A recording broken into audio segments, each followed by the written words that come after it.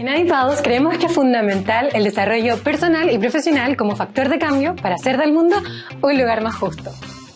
Porque al conocernos y educarnos podemos desarrollar nuestros talentos de forma para ayudar al resto. Este es un espacio para cuestionar, reflexionar y aprender sobre las temáticas que tanto te interesan, junto a expertas y expertos de diferentes áreas. Esta segunda temporada viene recargada e inspirada por las diferentes escuelas de Adipa, con nuevas secciones e invitados que te sorprenderán. ¿Qué esperas? Dale play a esta nueva aventura.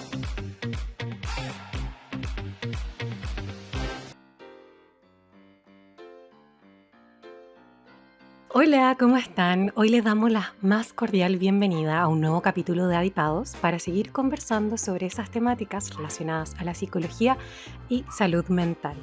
Hoy estaremos hablando sobre salud y bienestar sexual en la comunidad LGBTQIANP+. Antes de partir, introduciendo y antes de presentar a nuestro invitado, le doy la bienvenida a mi querida compañera y psicóloga de Adipa, Clau Rojas. ¿Cómo estás, Clau?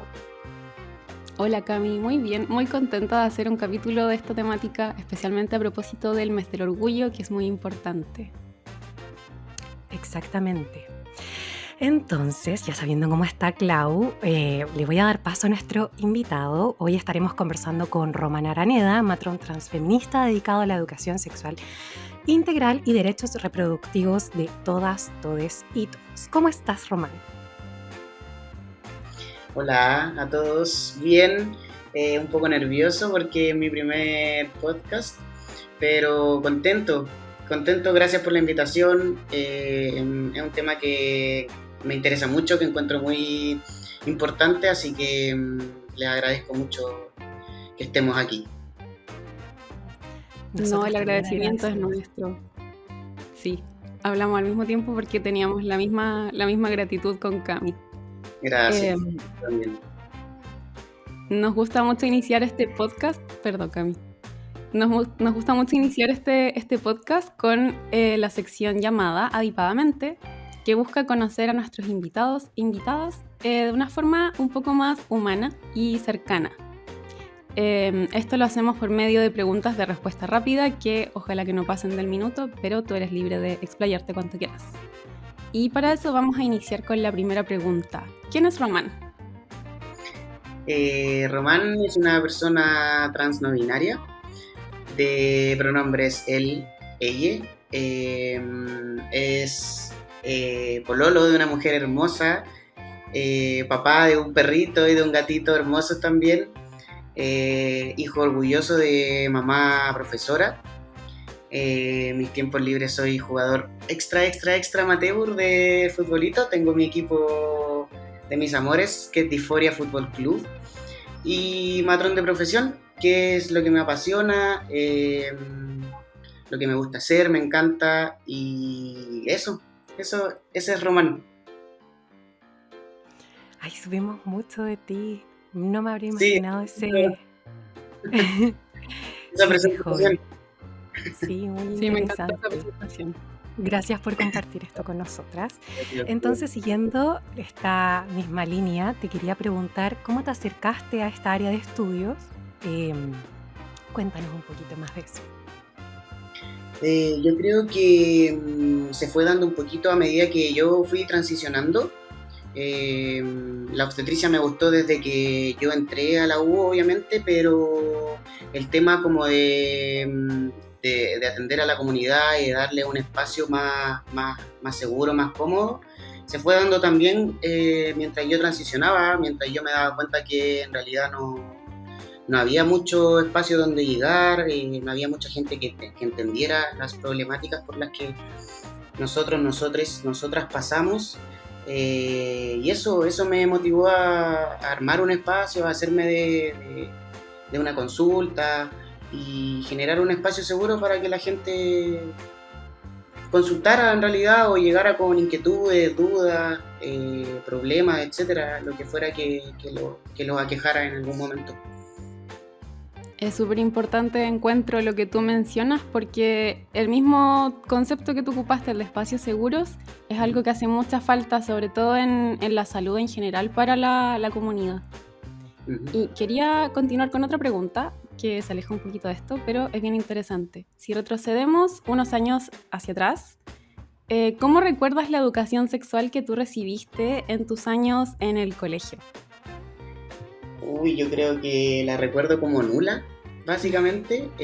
Lo que yo recibí de educación fue como biología, no sé, el ciclo menstrual, muchas cosas teóricas, pero valórica o de experiencia no mucho. Aprendíamos lo que estaba en los libros y todo lo demás se aprendía en el camino y ahí sálvese quien pueda, más que nada.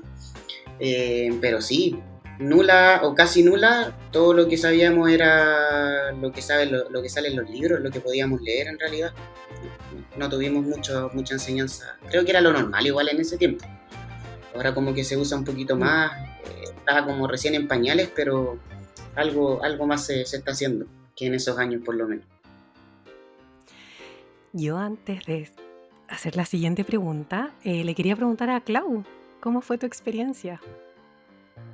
Mi experiencia fue muy parecida a la de Román, pero más allá de limitarse solo al currículum, mi formación escolar fue súper católica, entonces se inculcaba mucho el tema de meter miedo a través de la culpa o de promover la abstinencia o de llegar al matrimonio, y el tema de la virginidad también, que lo encuentro súper potente, como un valor casi, que hay que mantenerse virgen, y no, es algo bastante que recuerdo como muy lamentable, pero fue una realidad de la que afortunadamente pude cambiar a tiempo, porque también pude formarme, tuve acceso también a información a través de mi mamá principalmente.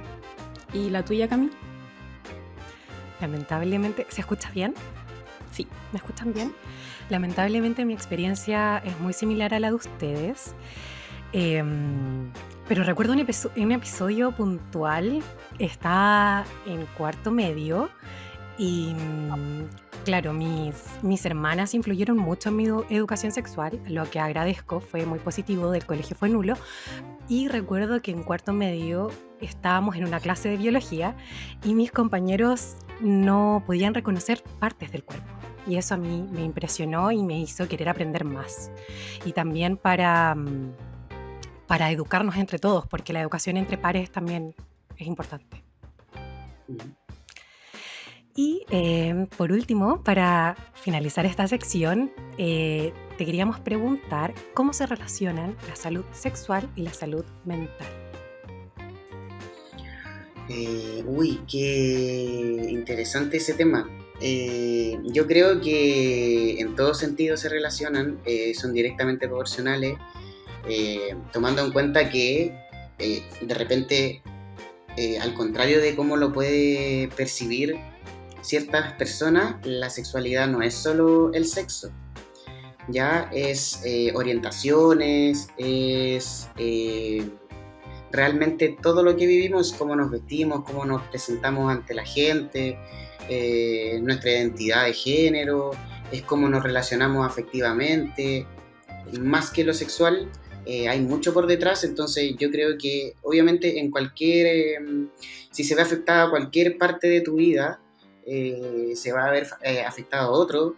Me viene a la cabeza el tiro, muchas veces las personas trans vivimos escondidos, ya, como ocultando nuestra verdadera identidad, por así decirlo, y eso es terrible para nuestra salud mental. Por eso tenemos una esperanza de vida tan baja, porque el suicidio es muy alto. Y básicamente es por esconder quiénes somos, por tener problemas para acceder a la salud, por tener problemas de trabajo, de vivienda, etc. Es súper... todo está unido Y yo creo que si tenemos estos temas de dificultades en acceder a salud y en nuestro bienestar con la salud sexual, obviamente nuestra salud mental se ve menoscabada 100%. Sí, comparto totalmente tu perspectiva y es súper cierto lo que tú dices, que siempre limitamos el tema de la salud sexual o la sexualidad a esto que tú mencionaste del tener sexo. Y no es solamente eso, es algo mucho más amplio que se relaciona directamente con la salud mental, que al final no se limita como a las enfermedades, sino que es un estado de bienestar lo que se busca. Claro, siempre vamos a tener algo ahí, uno nunca está 100% sano, ya sea físicamente o mentalmente, entonces no se trata de no tener nada, ya sea físico o mental, sino estar como lo mejor posible dentro de nuestros recursos, dentro de nuestras posibilidades, etc. Sí, totalmente. ¿Te parece, Cami, si le damos inicio a nuestra siguiente sección? ¿Querías decir algo? No, también, que le diéramos inicio a la siguiente sección. Agradecemos totalmente la honestidad. Sabemos que a veces no es tan fácil conversar de nuestra vida, porque siempre estamos como a veces en esta instancia ligada a lo profesional, así que agradecemos la sinceridad, totalmente. Entonces vamos con la segunda sección, que se titula ¿Qué pasa en el mundo? En esta sección lo que hacemos es analizar una noticia y ligada a esta temática para poder ir profundizando. Y en esta ocasión seleccionamos una noticia de CNN que habla de la salud mental en la comunidad, cómo se vive el riesgo de ser discriminado. Esta nota da cuenta de que un 89% de las personas de la comunidad han vivido al menos una experiencia de discriminación en su vida. Esto es información de acuerdo a la Subsecretaría de Prevención del Delito. Entonces nuestra primera pregunta apunta a ¿la discriminación está presente también en la formación académica en tu área? Perdón. Yo creo que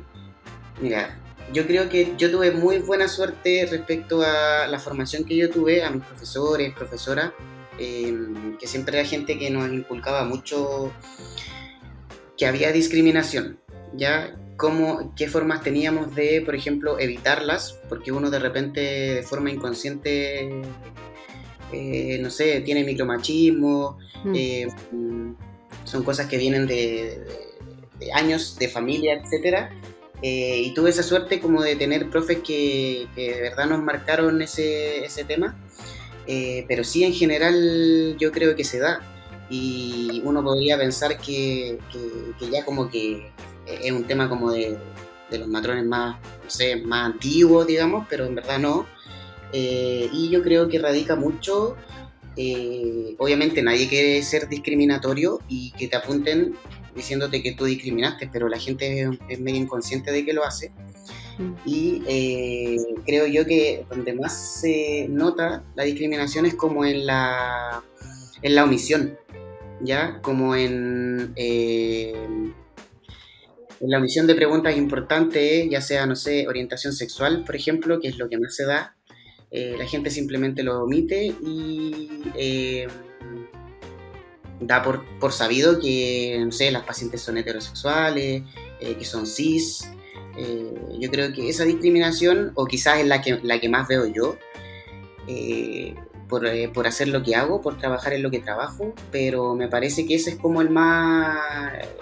lo que primero se me viene a la cabeza, como la omisión o el dar por hecho ciertas cosas que ya en 2023 ya no deberíamos dar por hecho.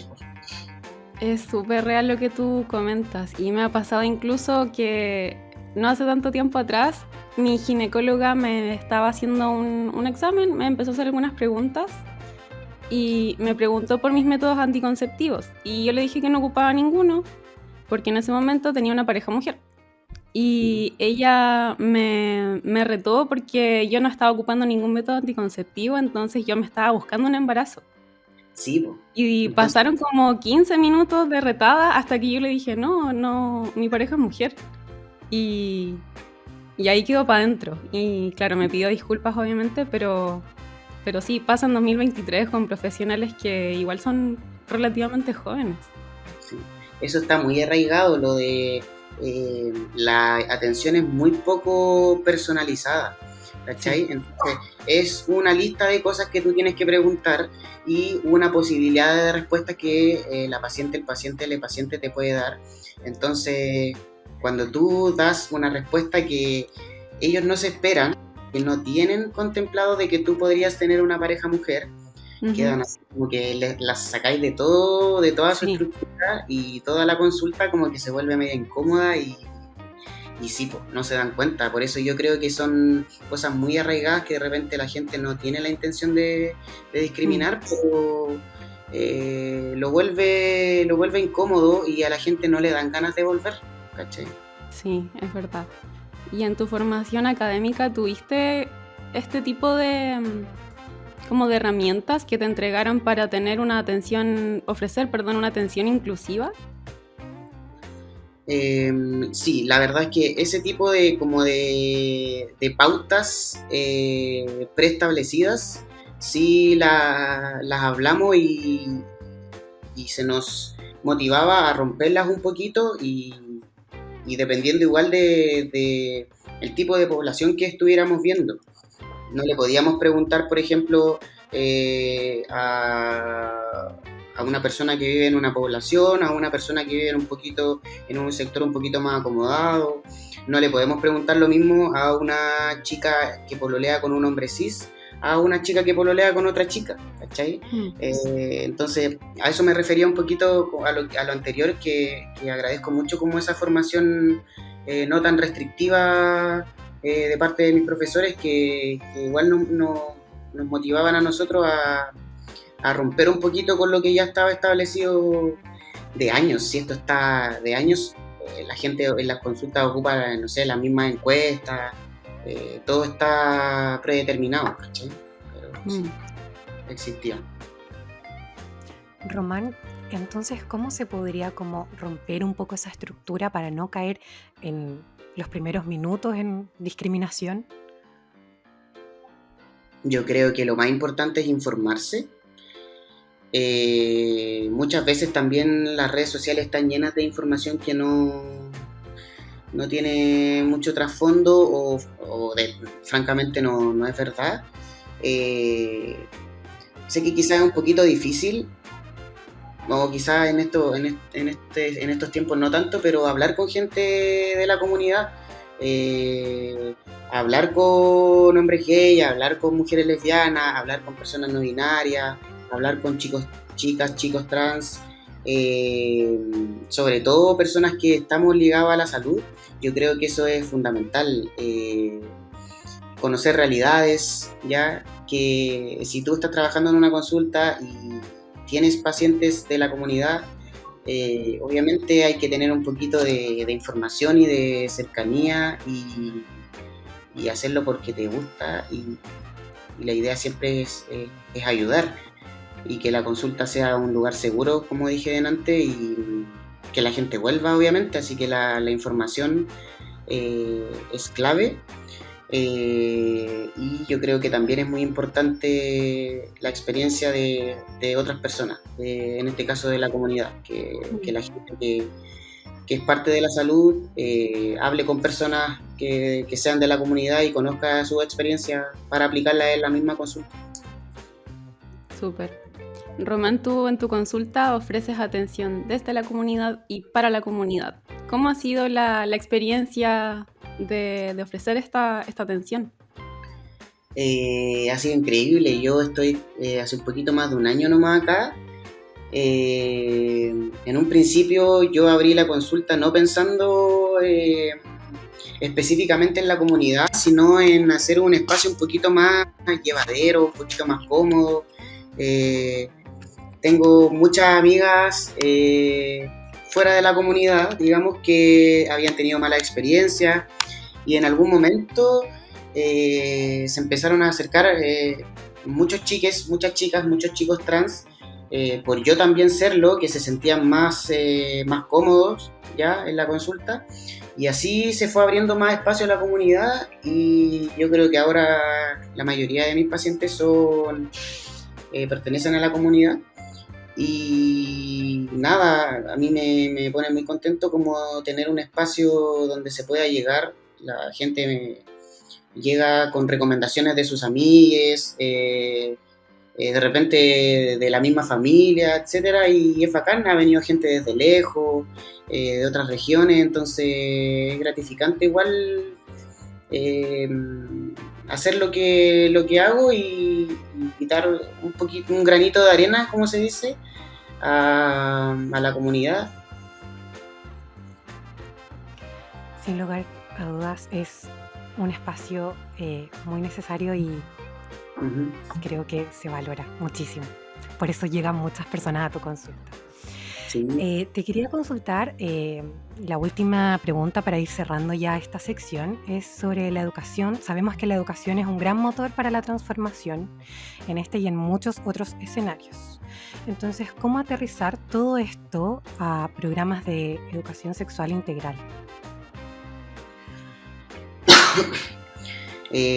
Yo creo que la base de la educación sexual integral tiene que ser la educación por niveles, ¿ya? La gente tiene muchos prejuicios con la educación sexual, de que se les va a enseñar cosas que no se debería. Yo creo que ahí radica también mucho la ignorancia. La gente nunca se ha interesado en saber qué cosas se le va a enseñar, por ejemplo, a las niñas de 4 o 5 años. Y son cosas básicas y que van aumentando de dificultad o de seriedad a medida que también va aumentando la edad y la madurez de cada persona. Por ejemplo, en niñas preescolares, 4 o 5 años, se les enseña sobre intimidad, lo que es íntimo, lo que es público, lo que se puede tocar, lo que se puede mostrar, consentimiento. Se les enseña a avisar si hay algún tipo de abuso, sobre afectividad. Ya dijimos que la educación sexual no es sexo, no se basa en el sexo hasta edades más adultas, adolescencia, preadolescencia, pero nadie le va a enseñar a un niño de 4 o 5 años sobre sexo. Entonces, ese yo creo que es la base, y en realidad es así. Donde se aplica la educación sexual es muy por niveles, y la complejidad va aumentando a medida que aumenta la capacidad de entendimiento de la persona, la capacidad de comprensión, etc. Son niveles muy marcados que se va enseñando a medida que las personas van creciendo. Muchas gracias, Román, por tus grandes aportes. Sin duda hemos aprendido bastante en este capítulo.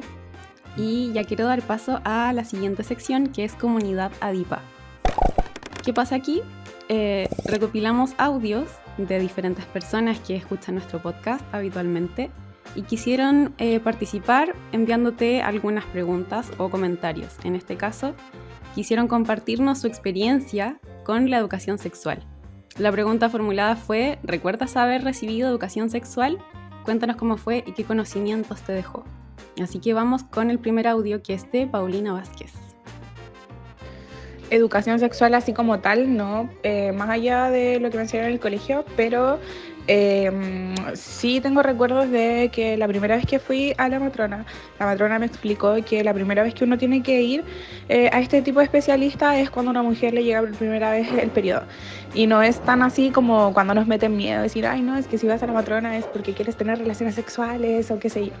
Es netamente por un tema de autocuidado, de saber si es que estamos sanos, etcétera.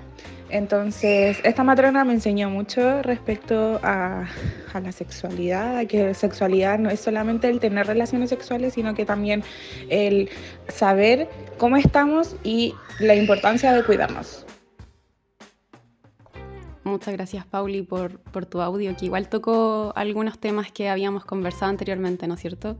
Pero me quedó dando vueltas lo que mencionaba de la primera vez que una mujer debe ir a la matrona es cuando le llega el periodo. ¿Es así? Yo discrepo un poquito de esa opinión. O sea, obviamente es una de las razones obvias por las que yo creo que hay que empezar un control ginecológico, pero hay personas que no les llega la regla hasta los 15, 16 años, ¿ya? Y tienen actividad sexual antes de eso, entonces yo creo que varía mucho. Ojalá todos fuéramos a una edad temprana, ¿ya? Quizás como para recibir un poquito de información. Si vamos a iniciar relaciones sexuales, ojalá sí o sí antes de, y también cuando ojalá fuera antes de la primera regla. Eso yo creo que es un poquito cultural, igual que la familia espera que llegue la regla como para, o que la persona, la hija, empiece ya con su actividad sexual para llevarlo a un ginecólogo o matrón. Entonces sí, creo que debería ser mucho antes, y nos evitaríamos muchos problemas de ITS juvenil, embarazo adolescente no deseado y todo lo que conlleva iniciar la actividad sexual de forma prematura. Tienes toda la razón. Y otra pregunta que quizás es básica: ¿solo las mujeres o personas con vulva pueden ir al matrón o matrona? No, la respuesta es no. Los matrones ahora hacemos tipos de exámenes en personas con pene, educación. Yo he tenido varios pacientes hombres cis, hoy que vienen con la polola, medio obligado igual, pero hay otros que no. Que vienen a recibir información sobre, no sé, el uso del preservativo, infecciones de transmisión sexual. Recordar que no solo las mujeres cis o las personas con vulva adquirimos infecciones de transmisión sexual. Los hombres son un reservorio de repente de infecciones, no hacen síntomas y pasa desapercibido. Y he tenido muchos pacientes también que vienen por infecciones no controladas o detectadas no tan prematuramente, así que no discriminamos por género tampoco. Excelente, así que ahí queda toda la comunidad que escucha Dipados invitada a atenderse con Román. Yo feliz. Y la última información muy importante. Sí. Lo último que quería preguntar sobre esto es que el otro día en tu Instagram vi que ahora se puede realizar el examen, el PAP de pene. ¿Es verdad? No tenía idea. Cuéntanos un poquito de eso. Sí, ahí está el examen. Se le dice PAP, que en realidad es un examen que es una PCR que existe como para diferentes técnicas. Es un examen un poquito controversial, ¿ya? No se toma en todos lados porque no es una cosa muy, muy conocida ni que tenga un seguimiento tan estricto como el PAP cervicuterino, pero existe, los laboratorios lo procesan, nos dan resultados que pueden prevenir lesiones un poquito más graves a futuro, pero se da poquito. Hay pocos lugares donde lo hacen, poca gente que lo hace y no se conoce mucho del tema por lo mismo, porque es un poquito controversial. No está tan asimilado como el PAP común y corriente de cuello uterino. Pero de todas maneras es súper interesante que se vayan abriendo nuevos espacios y nuevas posibilidades de examinar y promover la salud sexual. Así es. Bueno, te agradezco mucho que respondieras mis preguntas y vamos con el segundo audio, que es de Javiera.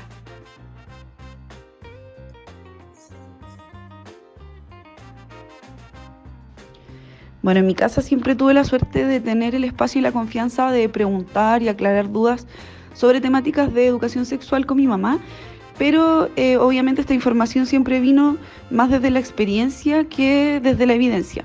Y en mi educación formal estuve en un colegio que era católico, por lo tanto recibí información en ramos como biología, pero siempre promoviendo la abstinencia. Por lo tanto no obtuve mayores herramientas sobre ciertos aspectos de la educación sexual como son la afectividad o la diversidad sexual. Por lo tanto, los conocimientos que me dejó esta educación sexual quedaron con mucha carga de culpa, de vergüenza. Entonces, fueron temas que tuve que más adelante reaprender e informarme como por otros medios.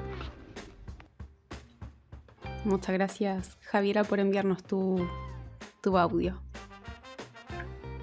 ¿Qué te parece, Román, lo que comentas? Se parece mucho a lo que hemos conversado, ¿cierto?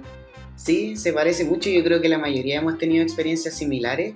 Ahora me llama mucho la atención lo que dice de que ella tuvo la suerte de que su mamá le pudo responder algunas dudas, y yo creo que eso es una persona muy privilegiada en realidad, porque este tipo de temas se va pasando de familia en familia, sea beneficioso o no. Hay mucha gente que le va traspasando a sus hijos información errónea o simplemente omitiendo información porque tampoco tienen las herramientas. O sea, esto se ha ido pasando de generación en generación. Los papás omiten muchas cosas porque o no las saben o hay vergüenza, sigue siendo un poquito de tema tabú todavía. Pero pasa mucho que llegamos a edades adultas sin conocer cosas básicas que ya deberíamos haber sabido, porque los papás no tienen las herramientas necesarias para informarnos, y porque en la educación formal también fue media restrictiva, también fue la abstinencia y ese discurso medio ya antiguo. Y hay otra gente que los papás tenían un poquito más de información o tenían las ganas, ponte tú, de averiguar un poquito para poder informar a sus hijos, y eso también se va pasando de generación en generación, así que yo creo que no es tanta la gente tan privilegiada, pero sí, es más la gente que o no recibe mucha información o recibe información errónea, que al final lleva eso a la culpa, al ocultamiento, a la frustración muchas veces de llegar a edad adulta negando un poco quizás que me gusten los hombres, que me gusten las mujeres, que no me sienta hombre, que no me sienta mujer, o cumplir las expectativas que se han impuesto desde siempre. Así que sí, yo creo que también en eso tiene mucha razón, que hay mucho de culpa y culpa cristiana que se inculcó desde pequeñitos, tanto en los colegios como en las familias. Oh, sí, ese tema de la culpa cristiana es súper interesante de indagar, y podríamos hacer otro podcast completo sobre eso. Mucho. Sí, obvio. Yo creo que de todo lo que pude escuchar de los audios y de lo que nos comentaba Román, es que vuelvo al punto que es muy importante la educación de acuerdo a la edad, que sea temprana, y también creo que para las personas que nos vamos informando y que no tuvimos la educación de nuestros padres, pero la fuimos adquiriendo, es importante quizás transmitirles a ellos también esa información, la que adquirimos. Creo que instalar el diálogo también es importante. Y es por eso, porque quizás muchos de ellos no tuvieron el acceso a la información, y las personas que lo tienen creo que deben compartirlo. Sí, estoy de acuerdo. Que sea para los dos lados. Los papás no pudieron educar a sus hijos, y nosotros teniendo las herramientas de adultos también podría ser para el otro lado y educarlos a ellos. A veces la vergüenza es un poquito más grande, pero finalmente es algo que nos sirve a todos y que es información importante y que todos deberíamos conocer. Sí, comparto plenamente. Y antes de cerrar esta sección, Comunidad DIPA, estoy muy emocionada porque vamos a invitar a Joaco, quien también participa en Adipados desde la oscuridad de la edición. Y quiero preguntarte a ti, Joaco, ¿cómo fue tu educación sexual? Hola chicas, ¿cómo están? ¿Me escuchan? ¿Me escuchan bien, Sí, te no? escuchamos. Te Un escuchamos. poco despacio. Bueno, voy a citar ahí a Román, porque en realidad lo mío también fue como medio nulo. Quizás fue gracias a un descubrimiento como personal y como más por los amigos que nada, porque yo fui a un colegio católico, que además era de hombres, o sea, fue mixto mucho después de su historia, digamos. Y mis padres, bueno, tenían ese complejo de que mi viejo tenía que hacerse cargo, porque nosotros además éramos puros varones. Entonces mi viejo se tenía que hacer cargo de las charlas más complejas y todo. Muchas de esas yo no las tuve en lo personal. Onda, la única que se tenía era como del preservativo a los 18, así como para evitar que fuera a suceder algo peor, pero en realidad fue como bien nulo y también creo fervientemente en lo que dijiste recién, Román, de que nosotros tenemos que educar ahora, o sea, han ido pasando cosas, yo creo que en todas las generaciones que cambiaron el parámetro y hacen muy necesaria esa charla vergonzosa muchas veces, pero o sea, que es una intervención en realidad al mundo nuevo, por así decirlo. Muchos de nosotros nos terminamos, o sea, nos seguimos educando cada vez que metimos la pata, por ejemplo. Yo generalmente, que meto mucho la pata, aprendo y trato de educarme por eso, pero no debería ser quizás ese el camino, creo. Eso, gracias. Gracias a ti, Joaco, por participar de Adipados de una forma diferente esta vez.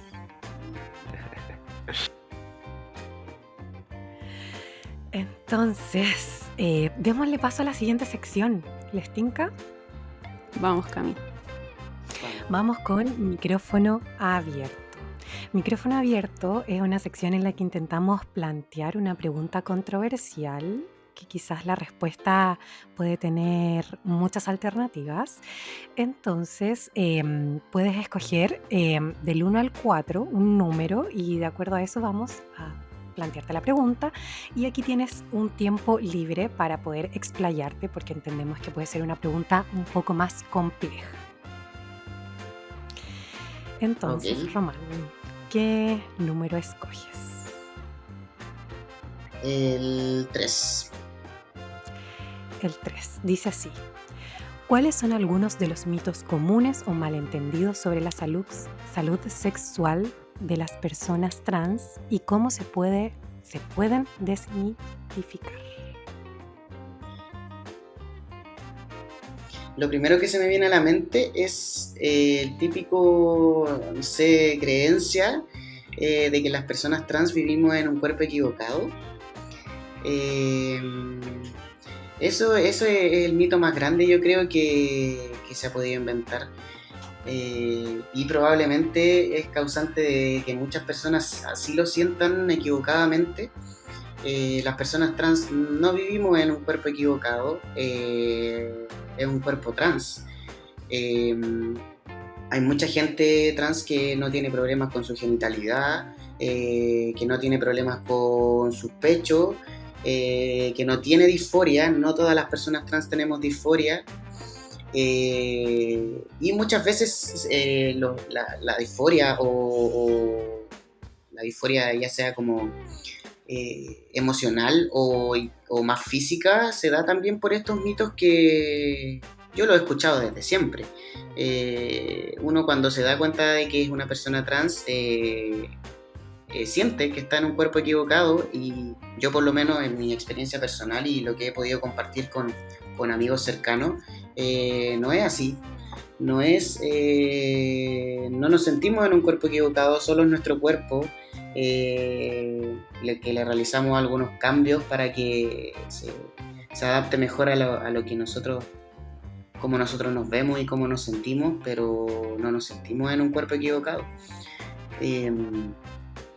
Lo otro que también he escuchado siempre, y en mi experiencia lo puedo corroborar, es que, por ejemplo, las personas trans, al momento de salir del closet, por así decirlo, se nos cataloga como personas hetero, Por ejemplo, un hombre un hombre trans que está haciendo su transición, le gustan las mujeres cis o las mujeres trans, pero las mujeres, y al revés, una mujer trans que hace su transición y que sale del closet, digamos, entre comillas, también le gustan solo los hombres y exclusivamente los hombres o las masculinidades, y eso pasa re poco en realidad. No es muy... No sé por qué será, no sé si tendremos un poquito más de mente abierta o ya habremos pasado por tantas etapas que esto en realidad como que no es un tema, pero sí se asume mucho la orientación sexual de las personas trans una vez que se denominan o dan a conocer un género en específico. Y eso, como todo el mundo, en realidad no es así. La gente cis también es un espectro bien grande de orientaciones, así que es un poco ingenuo pensar que las personas trans va a ser tan binario. Yo creo que estos mitos o creencias erradas igual contribuyen harto a estigmatizar. Y estos estigmas igual repercuten significativamente en la salud mental de las personas, lamentablemente.